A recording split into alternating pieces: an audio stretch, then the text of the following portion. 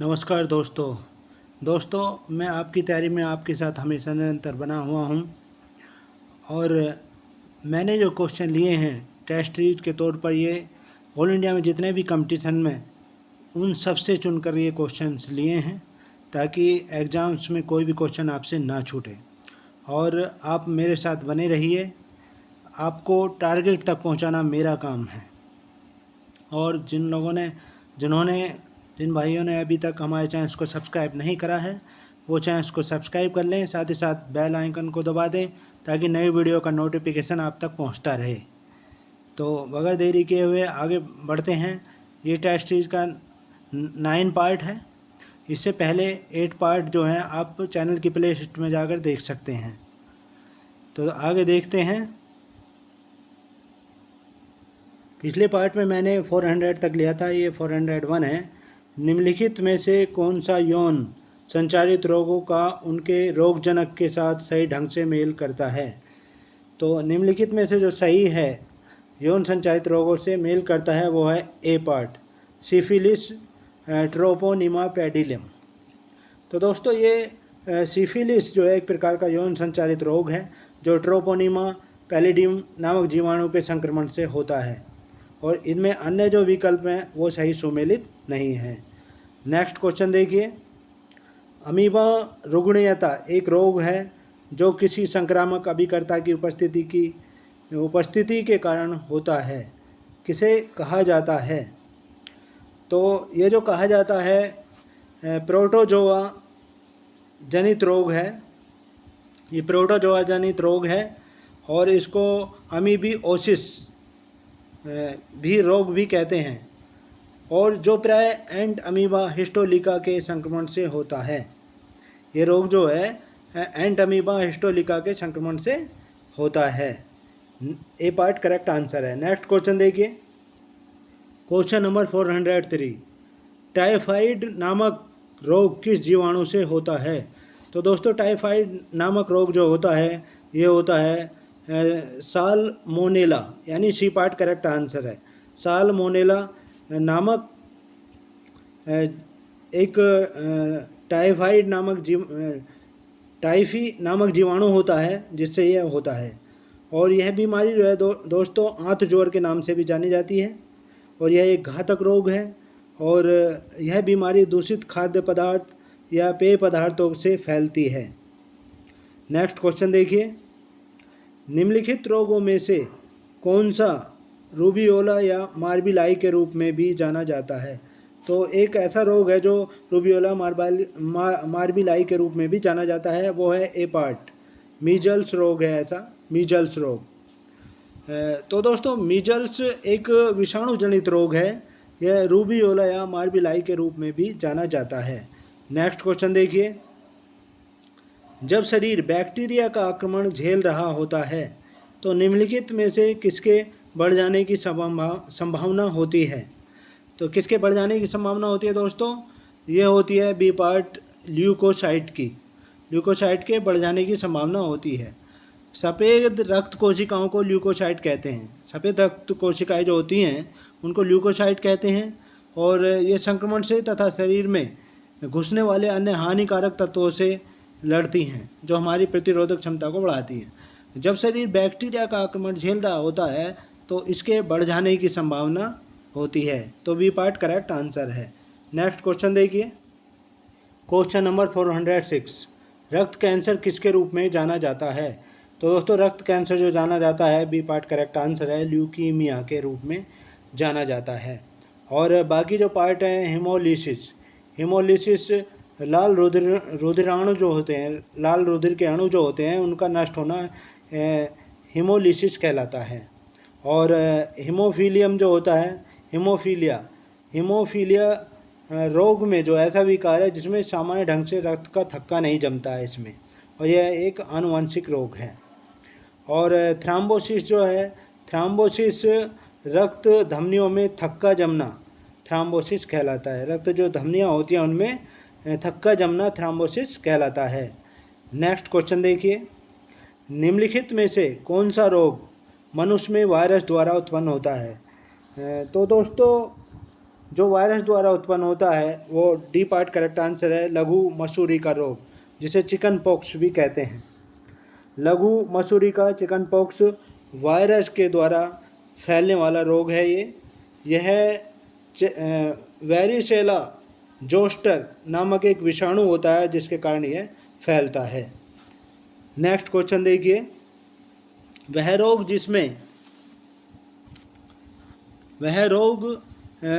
जिसमें पारस्परिक 5F सहित क्रियाविधि के प्रकार का अनुसरण करता है कहलाता है।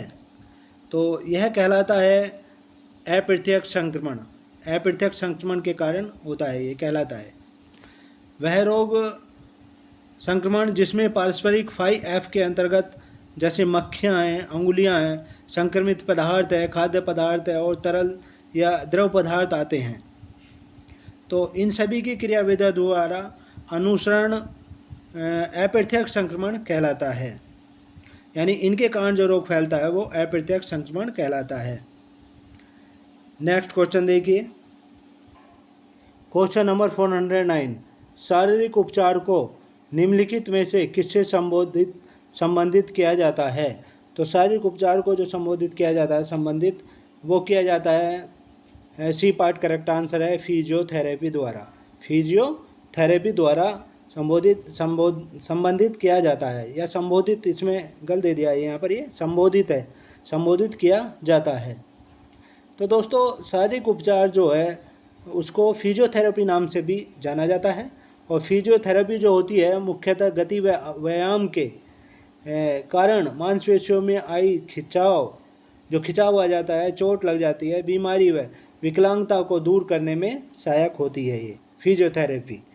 तो सी पार्ट करेक्ट आंसर है। नेक्स्ट क्वेश्चन देखिए, 2 या 2 से अधिक दवाओं का एक अंतःक्रिया जो इन दवाओं के अलग अलग सेवन में अपेक्षित प्रभाव की तुलना में अधिक गंभीर प्रभाव पैदा करती है, इसको क्या कहा जाता है? पैदा करता है, इसको क्या कहा जाता है?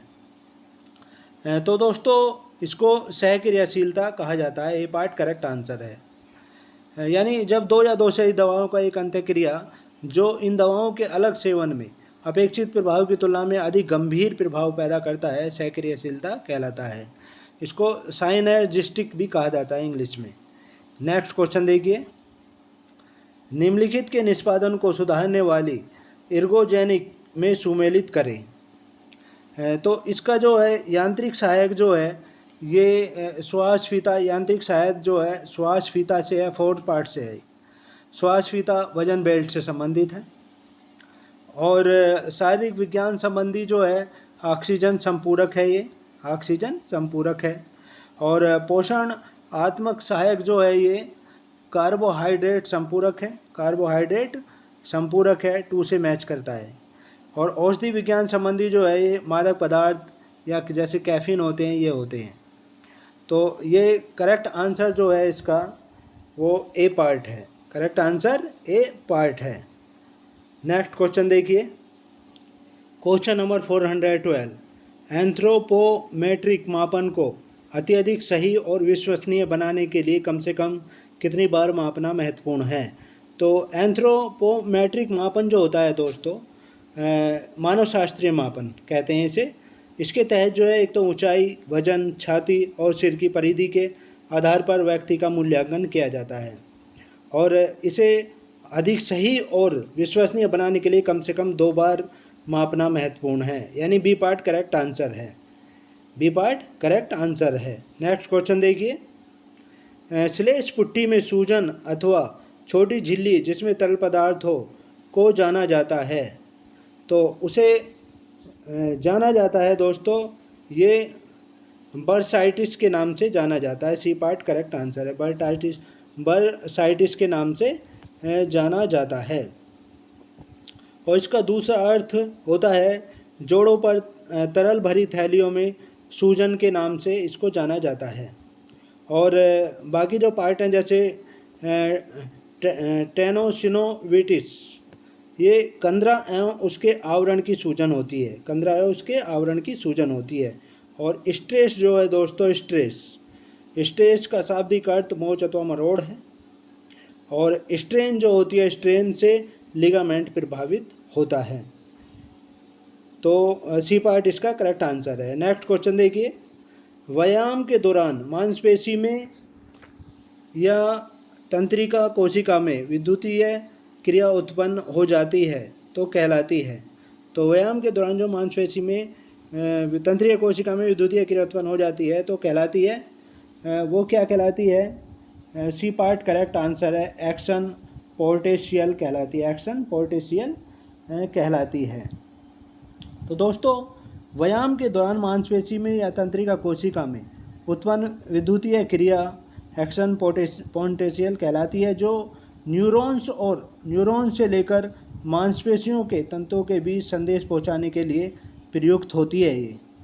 नेक्स्ट क्वेश्चन देखिए, क्वेश्चन नंबर 415। यहाँ पर रिक्त स्थान है और एक किस्म की मेरुदंडीय विकृति है जो एक पश्चगामी अथवा परवर्ती वक्र की एक वृद्धि या विस्तार अथवा एक अग्रवर्ती वक्र का ह्रास अथवा उत्क्रमण है। तो दोस्तों, ऐसी क्या है? ऐसी विकृति जो है मेरुदंडीय विकृति, वो है ए पार्ट करेक्ट आंसर है, काइफोसिस है। क्या है? काइफोसिस, जिसे बोलते हैं पीछे का कुबड़। इसे बोलते हैं क्या? पीछे का कुबड़ भी बोलते हैं। और ये रीढ़ की अस्थियों की बीमारी है। रीढ़ की जो अस्थियाँ होती हैं उनमें होता है पीछे की तरफ को। तो इस दशा में क्या होता है, छाती सीधी नहीं होती है तथा सिर एवं गर्दन आगे की ओर झुकी होती हैं, और इस प्रकार के कुबड़ में छाती का दबाव होना एक आम बात होती है। और दोस्तों, इस तरह की जो शारीरिक विकलांगताएँ आमतौर पर लड़कियों में होती है, और इस विकृति के उपचार हेतु निम्न उपाय करते हैं। कौन कौन से उपाय करते हैं? एक तो पट अवस्था में अर्थात छाती के बल लेट जाते हैं, दाईं बाँह ऊपर की ओर और बाईं बाँह बगल में रखते हैं। इसके बाद दाईं बाँह को सिर के ऊपर बाईं ओर उठाना होता है तथा फिर बाएं हाथ से नीचे दबाना तथा फिर बाएं नितंब को ऊपर उठाना, इस तरह से होता है। और एक चीज़ और, सोने के दौरान अपने पीठ के नीचे हमेशा तकिया अवश्य रखें। तकिया अवश्य रखना चाहिए, इससे ये बीमारी कम होती है। नेक्स्ट क्वेश्चन देखिए, कुबड़ को किस और रूप में भी जाना जाता है? तो दोस्तों, कुबड़ को जो जाना जाता है वो ए पार्ट करेक्ट आंसर है, घुमावदार कंधा, इसके रूप में भी जाना जाता है। और इसको गोल कमर भी कहते हैं। क्या कहते हैं? गोल कमर के नाम से भी जाना जाता है। तो ए पार्ट करेक्ट आंसर है। नेक्स्ट क्वेश्चन देखिए, क्वेश्चन नंबर 417। खेलकूद में स्कोलियोसिस का उच्च दर देखा गया है। तो खेलकूद में जो स्कोलियोसिस का उच्च दर देखा गया है वो है, एक तो जिम्नास्ट का खेल होता है, एक तैराक खेल होता है, इसमें देखा गया है। दोस्तों स्कोलियोसिस रीढ़ की हड्डी के टेढ़ेपन अर्थात पार्श्विक वक्रता की बीमारी है। रीढ़ की हड्डी जब टेढ़ी हो जाती है तो उसको ये कहा जाता है, जिसमें संपूर्ण व्यक्ति की संपूर्ण रीढ़ जो है वक्राकार हो जाती है और सी और एस के आकार की हो सकती है। कुछ विशिष्ट खेल जैसे तैराकी और जिम्नास्टिक, इससे संबंध खिलाड़ियों में इस रोग की संभावना अधिक उत्पन्न होती है, क्योंकि इन खिलाड़ियों में रीढ़ की हड्डी के जोड़ों में ढीलापन आ जाने से ऐसी संभावना उत्पन्न होती है। तो ये पार्ट करेक्ट आंसर है। नेक्स्ट क्वेश्चन देखिए, question number 418। Doctor Kenneth Kapoor किसके व्याख्याता हैं? तो एक्सप्लेनेशन हैं किसके? तो वो हैं, सी पार्ट करेक्ट आंसर है, 12 मीटर दौड़ अथवा पदयात्रा प्रशिक्षण के। दोस्तों, 12 मीटर दौड़ अथवा पदयात्रा प्रशिक्षण से संबंधित टेस्ट जो है कूपर टेस्ट के नाम से जाना जाता है। और डॉक्टर केनेथ कूपर एक अमेरिकन चिकित्सक थे जिन्हें आर्मी के लोगों की फिटनेस जांच हेतु इस टेस्ट का सर्वप्रथम प्रयोग किया था जिन्होंने। और इस टेस्ट में एक व्यक्ति को क्या किया था इन्होंने, 12 मिनट तक दौड़ने के लिए, जॉगिंग करने तथा पदयात्रा करने के लिए कहा जाता है। और देखा जाता है कि वह अधिकतम कितनी दूरी तक तय कर सका। तो यह सहन शक्ति का मूल्यांकन करता है। यह परीक्षण जो है सहन शक्ति का मूल्यांकन करता है। नेक्स्ट क्वेश्चन देखिए, क्वेश्चन नंबर 419। खाद्य अणुबंधों की ऊर्जा से बने उच्च ऊर्जा वाले यौगिकों को जो हमारी कोशिकाओं में छोड़े और रखे जाते हैं उन्हें क्या कहा जाता है? तो दोस्तों उन्हें कहा जाता है, ए पार्ट करेक्ट आंसर है एडनोसिन ट्राईफॉस्फेट, ATP, यानी एडनोसिन ट्राईफॉस्फेट के नाम से उन्हें जाना जाता है। ए पार्ट करेक्ट आंसर है। नेक्स्ट क्वेश्चन देखिए, जिस पर मेरुदंड आकुंचन एवं विस्तार किया जाता है वह क्या है? तो जिस पर मेरुदंड आकुंचन एवं विस्तार किया जाता है वह है, एक तो कोरोनल एक्सिस और सेजिटन प्लेन, ये दोनों ही है, यानी सी पार्ट करेक्ट आंसर है। सी पार्ट करेक्ट आंसर है। नेक्स्ट क्वेश्चन देखिए, सामान्य वयस्क मनुष्य के फेफड़ों की जैविक क्षमता या सजीव सामर्थ्य की रेंज कितनी होती है? तो सामान्य वयस्क जो मनुष्य होता है उसके फेफड़ों की जो जैविक क्षमता होती है वो कितनी होती है? वो होती है, सी पार्ट करेक्ट आंसर है, 3.5 लीटर होती है। 3.5 लीटर होती है। नेक्स्ट क्वेश्चन देखिए, खेल टारगेट जिन्हें ओलंपिक पोडियम स्कीम में उच्च प्राथमिक खेल के रूप में शामिल किया गया, उच्च यानी खेल टारगेट में जिन्हें ओलंपिक पोडियम स्कीम में उच्च प्राथमिक खेल के रूप में शामिल किया गया, वे कौन कौन से खेल हैं?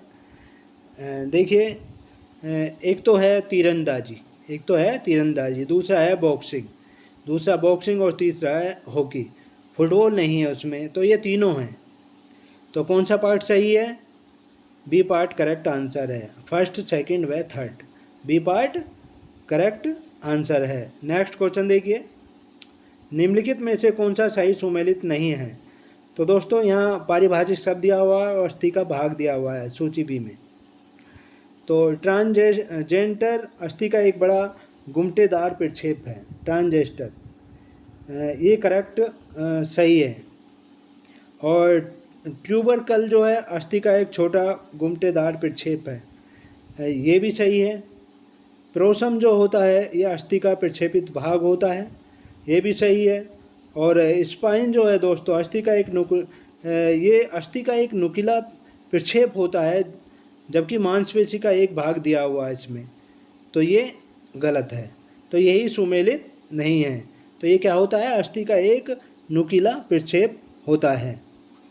नेक्स्ट क्वेश्चन देखिए, क्वेश्चन नंबर 424, 12 मिनट दौड़ या चाल कूपर टेस्ट किस क्षमता का मूल्यांकन करता है? तो दोस्तों ये करता है मूल्यांकन सहन शक्ति का, ए पार्ट करेक्ट आंसर है।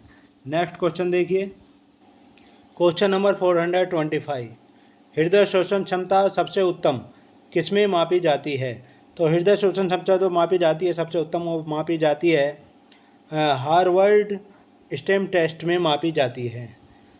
दोस्तों हृदय शोषण क्षमता जो है सबसे उत्तम हार्वर्ड स्टेम टेस्ट द्वारा मापी जाती है, और जिसे ब्रह्मोस एवं अन्य वैज्ञानिकों ने मिलकर विकसित किया है, और इसे एरोबिक पुष्टि परीक्षण भी कहते हैं।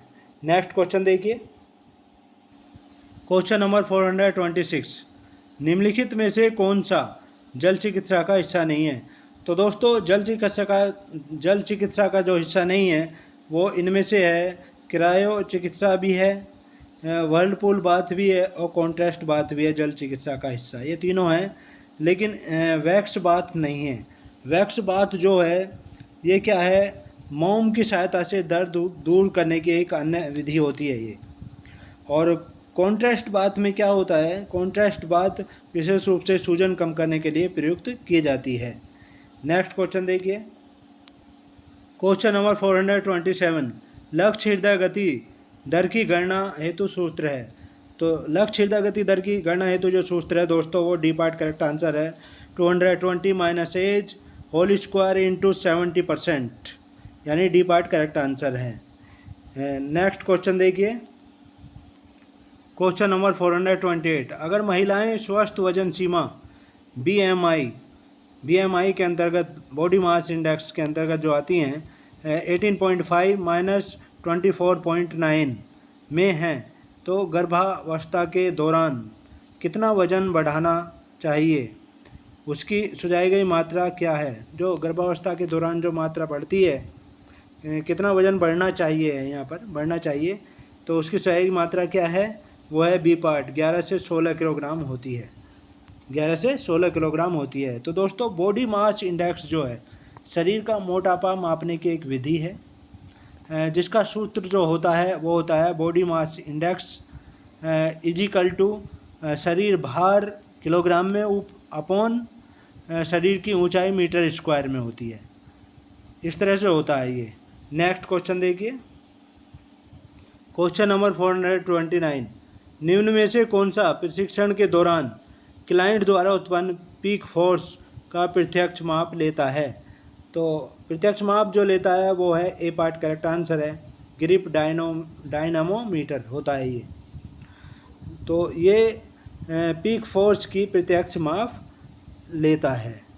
नेक्स्ट क्वेश्चन देखिए, क्वेश्चन नंबर 430, निम्नलिखित में से किस विद्वान ने सीखने के संबंध में अनेक प्रयोग कर इसे 3 वर्गों सहयोगी, सहवर्ती सीखना तथा मुख्य सीखना में वर्गीकृत किया है। 3 भागों में इसको विभाजित किया, सहयोगी, सहवर्ती सीखना और तथा मुख्य सीखना में वर्गीकृत किया है। तो ऐसे विद्वान हैं, ए पार्ट करेक्ट आंसर है किल पैट्रिक ने किया है ऐसा। नेक्स्ट क्वेश्चन देखिए, भारत में प्रथम बास्केटबॉल खेल किस वर्ष खेले गए। तो भारत में जो प्रथम बास्केटबॉल खेले गए थे वो खेले गए थे, बी पार्ट करेक्ट आंसर है वर्ष 1930 में। नेक्स्ट क्वेश्चन देखिए, basic principles of curriculum and instructions नामक पुस्तक के रचयिता कौन हैं। तो इस पुस्तक के जो रचयिता हैं वो सी पार्ट करेक्ट आंसर है राल्फ टेलर हैं, राल्फ टेलर हैं। नेक्स्ट क्वेश्चन देखिए, क्वेश्चन नंबर 433, मांसपेशियों में किस तत्व के पर्याप्त होने से खिलाड़ी देर तक नहीं थकता है। तो मांसपेशियों में एक चीज़ होती है, जो तत्व होता है वो होता है बी पार्ट ग्लाइकोजन होता है, जिसके पर्याप्त मात्रा में यदि मांसपेशियों में है तो खिलाड़ी देर तक भी नहीं थकता है। नेक्स्ट क्वेश्चन देखिए, 16 वर्ष तक के बच्चों के लिए क्रिकेट की कौन सी प्रतियोगिता होती है। तो दोस्तों 16 वर्ष तक के बच्चों के लिए जो क्रिकेट की प्रतियोगिता होती है वो है विजय मर्चेंट ट्रॉफी होती है, विजय मर्चेंट ट्रॉफी होती है। नेक्स्ट क्वेश्चन देखिए, क्वेश्चन नंबर 435, क्या अच्छी निद्रा के लिए भारी व्यायाम अच्छा है। तो अच्छी निद्रा के जो लिए जो भारी व्यायाम होता है वो होता है बी पार्ट करेक्ट आंसर है नहीं, अच्छी निद्रा के लिए भारी व्यायाम अच्छा नहीं है दोस्तों। एक तो हल्का व्यायाम और टहलना तथा अच्छी दिनचर्या निद्रा के लिए लाभकारी होती है। नेक्स्ट क्वेश्चन देखिए, क्वेश्चन नंबर 436, खेल से पहले की मालिश प्रतियोगिता से कितने घंटे पहले दी जाती है। तो दोस्तों प्रतियोगिता से पहले जो दी जाती है वो सी पार्ट करेक्ट आंसर है 1 से 3 घंटे, ये लगभग है करीबन, यानी निकटस्थ है दोस्तों। ये जो दी जाती है 30 मिनट से 2 घंटे पूर्व दी जाती है, यानी खेल से पहले की जो मालिश है वो प्रतियोगिता से 30 मिनट से 2 घंटे पूर्व दी जाती है, यानी सी पार्ट जो इसका निकटतम है ये। नेक्स्ट क्वेश्चन देखिए, क्वेश्चन नंबर 437, गर्भ निरोधक गोलियों का आविष्कार किसने किया था। दोस्तों गर्भ निरोधक गोलियों का जो आविष्कार किया था वो किया था, सी पार्ट करेक्ट आंसर है पिनकस ने। दोस्तों पिनकस जो थे अमेरिकी जीव विज्ञानी एवं शोधकर्ता ग्रेगरी पिनकस के विशेष योगदान से ये गर्भ निरोधक गोलियाँ बनी हैं। पिनकस ने मार्गरेट सेंगर, कैथरीन मैककॉर्मिक तथा जॉन रॉक की सहायता से कई वर्षों के प्रयासों के बाद गर्भ निरोधक गोलियों का आविष्कार किया था, और इनके इसी योगदान के कारण दोस्तों इन्हें गर्भ निरोधक गोलियों का आविष्कारक कहा जाता है। और चीज़ बता दें आपको कि 9 मई 1960 को food and drugs administration America द्वारा इस गोली को बनाने एवं उपयोग हेतु मंजूरी दे दी गई थी। इस तरह से हुआ था ये। नेक्स्ट क्वेश्चन देखिए, क्वेश्चन नंबर 438, एक्यूपंक्चर क्या है। तो दोस्तों एक्यूपंक्चर जो है डी पार्ट करेक्ट आंसर है, चीन की चिकित्सा विधि है। ये चीन की चिकित्सा विधि है। यह चीन की एक पारंपरिक चिकित्सा विधि है दोस्तों। और शरीर पर जो मौजूद कुछ बिंदु होते हैं जो कई रोगों का उपचार करने की क्षमता रखते हैं। तो एक्यूपंक्चर इलाज की एक ऐसी पद्धति है जिसमें शरीर के कुछ खास बिंदुओं पर जो है, शरीर के जो खास बिंदु होते हैं उस पर सुई के प्रयोग से रोग को दूर करने में मदद मिलती है। तो डी पार्ट करेक्ट आंसर है, चीन की चिकित्सा विधि है। नेक्स्ट क्वेश्चन देखिए, क्वेश्चन नंबर 439, निम्नलिखित में से कौन सा दीर्घकालीन चोट का लक्षण है। तो दोस्तों दीर्घकालीन चोट का जो लक्षण है वो है बी पार्ट करेक्ट आंसर है, खेलते हुए दर्द होना। खेलते हुए दर्द होना करेक्ट आंसर है। दोस्तों पुरानी चोटें जो होती हैं सामान्य परिस्थितियों में वो दर्द नहीं करती हैं, लेकिन खेलते समय जब इन पर सामान्य अवस्था की तुलना में अधिक दबाव बनता है तो इनमें दर्द शुरू हो जाता है। तो बी पार्ट करेक्ट आंसर है, खेलते हुए दर्द होना जो है दीर्घकालीन चोट का लक्षण है। नेक्स्ट क्वेश्चन देखिए, क्वेश्चन नंबर 440, निम्नलिखित में से कौन सा रोग मनोदैहिक साइकोसोमेटिक रोग के रूप में भी श्रेणीकृत किया जाता है। तो दोस्तों ऐसा रोग है asthma. C part correct answer है, अस्थमा या दमा एक एलर्जी जनित रोग है दोस्तों ये, जिसमें श्वसनीय नलिकाओं का बार बार निर्वेगी संकुचन होता है तथा रोगी को निश्वसनीय कष्ट श्वास होता रहता है। एलर्जी एक प्रकार का संवेदनशीलता का गुण है जिसके परिणाम स्वरूप व्यक्ति के शरीर के जो जीवित कोशिकाएं हैं अथवा ऊतक हैं एलर्जिक वस्तु या परिस्थिति के उत्पन्न होने पर अधिक सक्रिय रूप से प्रतिक्रिया करने लगते हैं। इनमें मनोवैज्ञानिक तनाव कारक भी हो सकते हैं जो तंत्रिका तंत्र के माध्यम से उत्प्रेरण कर सकते हैं। इन्हीं कारणों से अस्थमा को जो है साइकोसोमेटिक या मनोदैहिक रोग की श्रेणी में भी रखा गया है।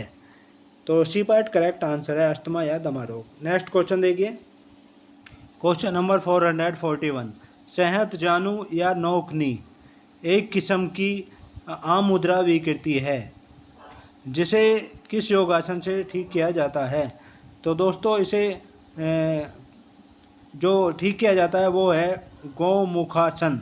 सी पार्ट करेक्ट आंसर है, इससे ठीक किया जाता है। दोस्तों घुटनों का टकराना या नोकनी एक किस्म की आम मुद्रा विकृति है, यानी घुटने जब आपस में टकराते हैं तो जो निम्न उपायों से ठीक किया जा सकता है। एक तो गौमुखासन किया जाए तो ठीक हो सकता है। नियमित घुड़सवारी करें, या घुड़सवारी नहीं है तो कुछ समय के लिए नियमित रूप से पद्मासन व गौमुखासन करना चाहिए। दोनों घुटनों के बीच में तकिया रखें तथा कुछ समय तक बिल्कुल सीधे खड़े रहें। वर्किंग कैलिपर्स का प्रयोग करें, कोड लीवर ऑयल का उपयोग करें और गंभीर विकृति होने पर डॉक्टर से संपर्क करें। नेक्स्ट क्वेश्चन देखिए, क्वेश्चन नंबर 442, निम्नलिखित में से कौन नींद की गोली में प्रमुख संघटक है।